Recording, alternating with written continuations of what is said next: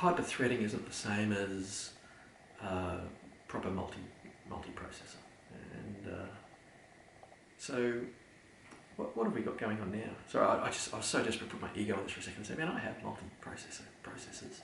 Back in the Pentium 2 days, actually, you slot in one Pentium 2 processor, another Pentium 2 processor. So this concept to me of hyper-threading, to say, oh yeah, you've got like 2 processing heads to do stuff. And if you're going to tell me that a processor with a hyper-thread in it is equivalent to what physically have 2 processors, it's not. But the cell processor was going to be this. I want to use the word heterogeneous computing, but look, let's just say that I don't know anything about computing, and I don't want to say word diarrhea or get my terms wrong, or just to try to sound big. You know, I'm not a computer. Let's just say I'm not a computer engineer or a computer scientist. I'm not into chips, unless they're fried with sauce. So, right, we had the cell processor, and at the time it was a bit of a nightmare to program for. But we generally saw that if people optimise for the platform, one of the benefits that consoles have is their long shelf lives, and the development teams can trust that the hardware's not going to change, and therefore they can squeeze every last little nuance out of it. When you look at the later generation PS3 games, they were stunning. You know, you look at Uncharted 2 and Uncharted 3.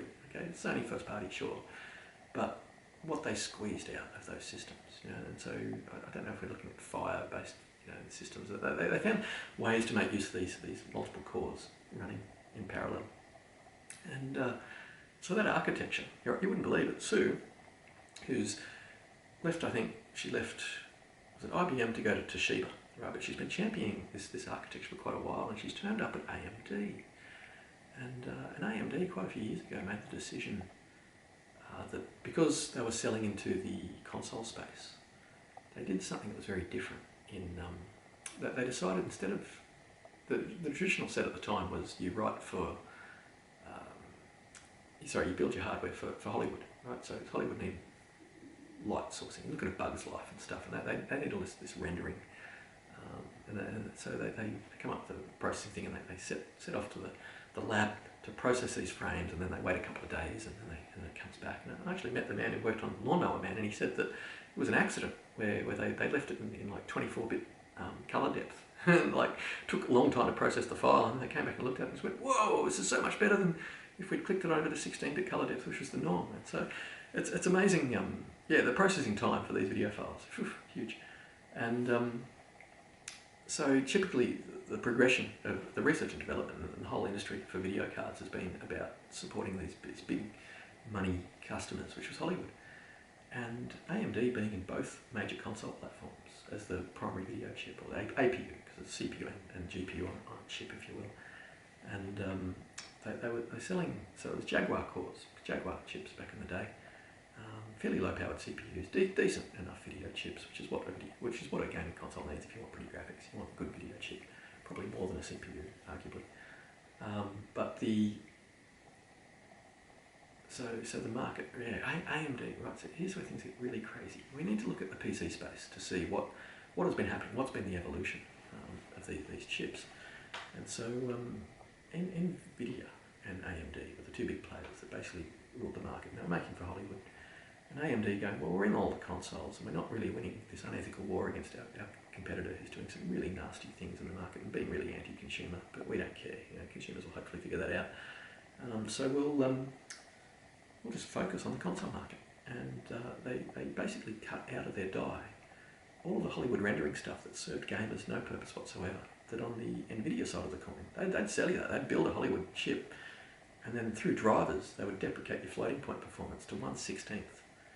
And so you paid for the chip, but your drivers actually said, well, you don't get the speed. The people who are spending 5 times as much money for this video card, they're in Hollywood. They get the full floating point performance, right? They need the precision.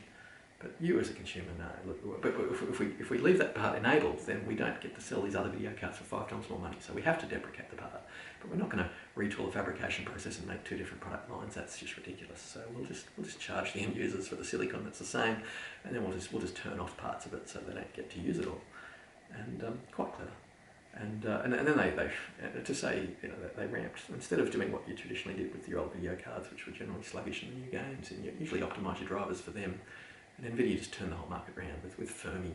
They went, look, we're going to use long shaders and short shaders, and going forward we're going to have to waste huge amounts of money on our software development teams to optimise each game on a per title basis to choose whether that goes down the long shader path or the short shader path. And it was just a competitive move against AMD, who had lots of shaders, but they weren't deep math. And NVIDIA had lots of deep math shaders, but consumers are freaking white belt consumers. We buy big numbers. And so NVIDIA were hurting a little bit. And so they came out with Fermi as an architecture, and we'll do some short shaders, some long shaders, but we'll need to dedicate our development teams to constantly writing the latest drivers on a per title basis. And so everyone started going, oh, NVIDIA give great driver support and whatnot. Well, they had to. That was their market play to gain a market share against AMD, who were giving incredible performance and value for money. But look, I'm sounding brand loyal. And NVIDIA forced me out of their camp by doing so many anti-competitive things and for so long that I eventually went, enough's enough. I'm going to actually jump ship. And this is someone who's had just about every NVIDIA card ever made, at least the good products. You don't buy every card in the lineup, but maybe the good products.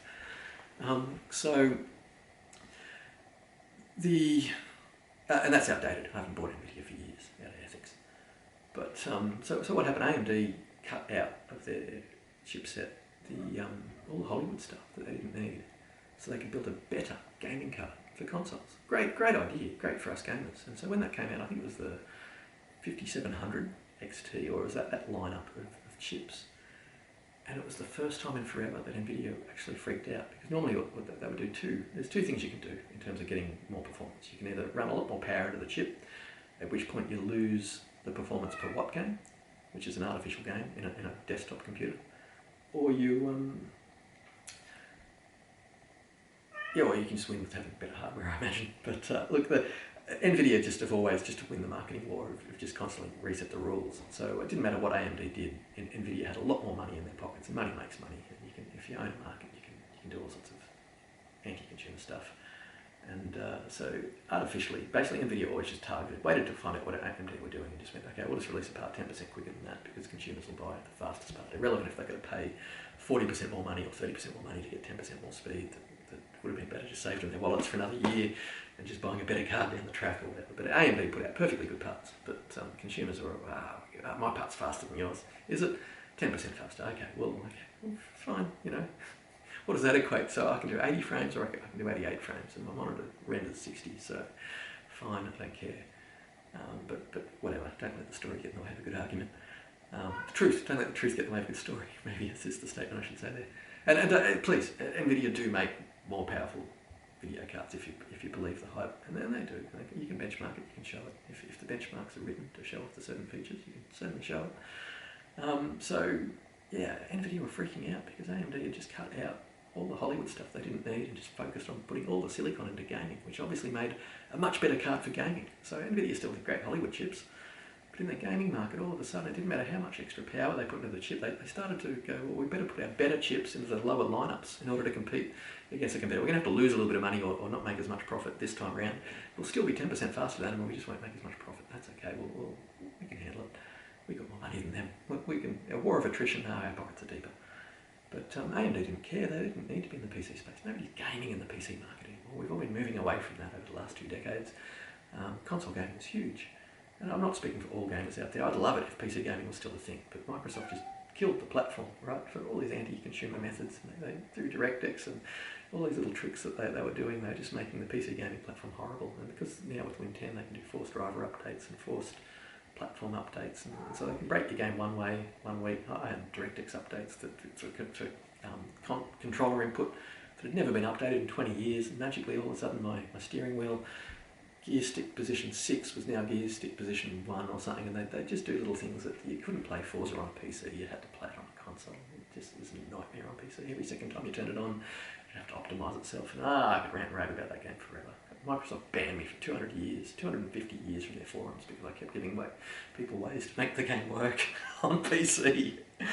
Anyway, so AMD had cut out all the light sourcing out of the chip essentially, and so NVIDIA just went, oh shit, we're literally about to lose a war in the PC space, and so they went, well, what's their chip missing? Oh, okay, well they can't do good potentially ray tracing.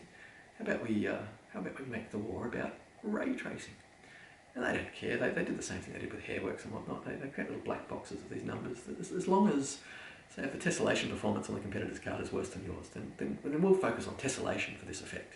We'll make the tessellation just crazy, and if it hurts the frame rates on our users, that's okay. As long as it hurts the competitors more, that's a great tactic in the market. Just find your competitor's weakness and focus on it, double down on it.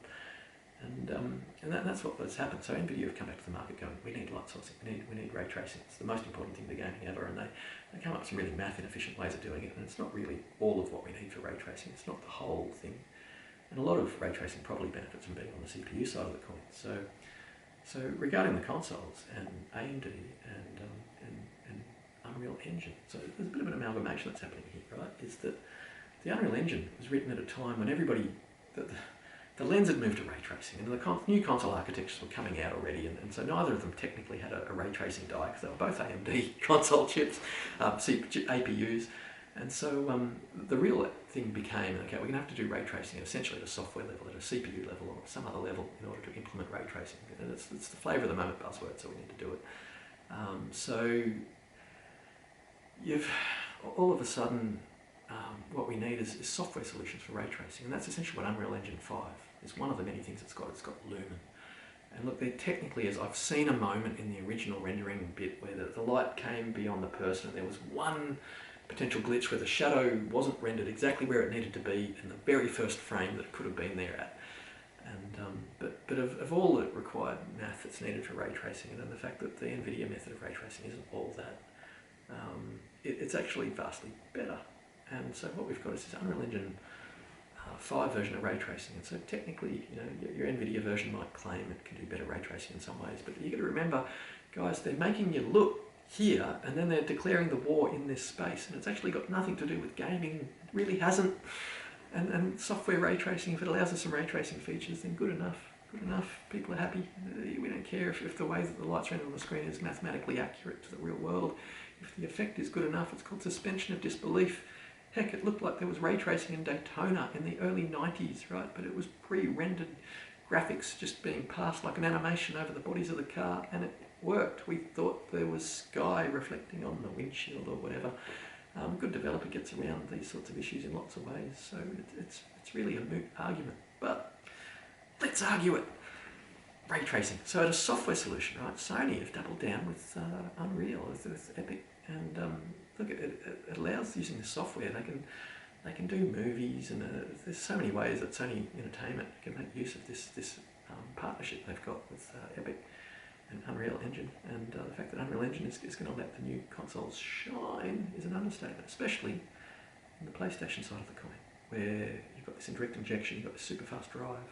It's all going to come together. But this point with this article wasn't to be about consoles. I mean, if you want, I could give all the reasons why the PlayStation 5 smashes an Xbox. Right? Smashes it. Like, it's not even close. And anybody thinking that the war is in favour of an Xbox, they don't actually understand the market that they're talking about, or the hardware as it relevant to gamers. And at the end of the day, the most important thing to gamers is consoles need to have a longer generational life. We need less SKUs. We need less actual releases of hardware, so that games can be more optimised for existing platforms. And look, you might have money, and you might think, oh, it doesn't matter, I can just go out and buy the new one. Okay, fine, good for you. But not everybody has that option, right? If you have the option for PC gaming, and that's your ability because you've got countless amounts of money and time in a Microsoft ecosystem, time to maintain your platform, and time to sort out the issues that are constantly going to be foisted on you, while Microsoft tries to desperately force you back onto a console so it might eventually make $1 a profit, which it won't. Good on it, good on you, but the rest of the world can't afford that, right? There are people around the world that desperately want a console under the tree because it's their chance to play games, electronic games, video games, computer games, who cares? They just want to play games. And so we actually need consoles, for not just the rich, but for the low socioeconomic. Consoles have traditionally been the best way to adoption, to have fantastic fun. It's all about the fun. And look, I think we need to respect the fact that not all market players have. Okay, look, it's big business. Consoles are big business, but Sony are doing the right things by people essentially. Devil's advocate. The operating systems traditionally frustrate me. Man, and if you're a kid, if you're a kid, you shouldn't be watching this because I swear, and I haven't approved this video for kids. Fuck you. But if sorry, totally sorry, and hope that's not reason to take me off YouTube. I think I'm allowed to swear. I haven't looked at my rights and whatnot. Fudge you, I said. I did. I'm sorry. Is there dust in the? There's dust in the microphone holes. I didn't say the word you think I said. And I'm not trying to be offensive to the audience. Really, I'm not. If you're watching me, then maybe I should try to be. If you're inviting me into your house, I'm like a guest. Put the kettle on. Let me be a nice guest. Look, the consoles need to support the end users, right? So end users buy. Oh, sorry, I thought I wasn't recording. End users buy fun, right? So if you buy a Nintendo, you don't get all the hardware bragging rights, but gee, you get a lot of fun intellectual property. A lot of fun games to play in that ecosystem. In the Sony ecosystem, you've got all the developers in the world writing for you, and it's the lead platform again. It's going to get optimised for again. In second generation titles, we're going to see it absolutely pull away from the current what we're seeing on the Xbox side of the coin. A future Xbox system might balance that out somewhat, but that's if consumers continue to vote for an unethical company that's going to absolutely demise their industry. And I say that, and I don't want to. I can make a whole video on Games Pass and how it will deprecate the industry, and everyone can argue against me and say, "Oh no, look, Netflix model is great," and there's all these counter arguments, but the counter arguments are given to you by media that are absolutely backing what they're being told, or they're backing a vision that it's just not going to play out. There was about 7 steps that needed to happen for Game Pass to eventually do what it needed to do, and they would all have to line up for it to eventually turn to be a win, and it's already not going to happen, right? And Sony did that genius move of saying we're going to release our games on PC, and they won't be cutting edge new release games. They'll make their money in their home sector and segment console, and then it'll eventually go to PC and they'll just get extra money. But they don't even care about the extra money because they don't have to. Maybe they do. I don't know. As a chess move though, it's going to stop PC games from even considering moving to an Xbox console. And ultimately, they might give them what they've got on their PC. And so the way around that, Microsoft will let you just remote play your PC on your Xbox. So and use it as a dumb terminal in your lounge room, so you can your PC in the other room can play there. And so you can argue, all your cutting edge PC tech and all your games written for the Sony platform that you can eventually put on your PC, you'll still be able to use your Xbox in the lounge room to engage with. But look, the reality is that we've got to vote with our wallets. We've got to support the market to support us as consumers. And so if you've got any ethics whatsoever, if you've got any love or passion for fellow gamers, support a console market that's sustainable. And the only console market that is sustainable is, there's a couple of them. Basically, they're all just not Microsoft. So Sony and Nintendo. And so Nintendo, quite a few years, they were going to fall out of couple of years back, they were going to fall out of the market. Everyone was saying that they're not doing well, they haven't had a success for a while, they haven't got the money. But they bounced back with the Switch, and they've done very, very well. So look, we know that a lot of developers write for these markets, and I'm out of battery, so I'm going to wish you well. Look, there's been some knowledge here to be gleaned. Look, I've probably not wound up a couple of these threads. I probably could add a lot more. There's a lot I could say about. It's not just the fact.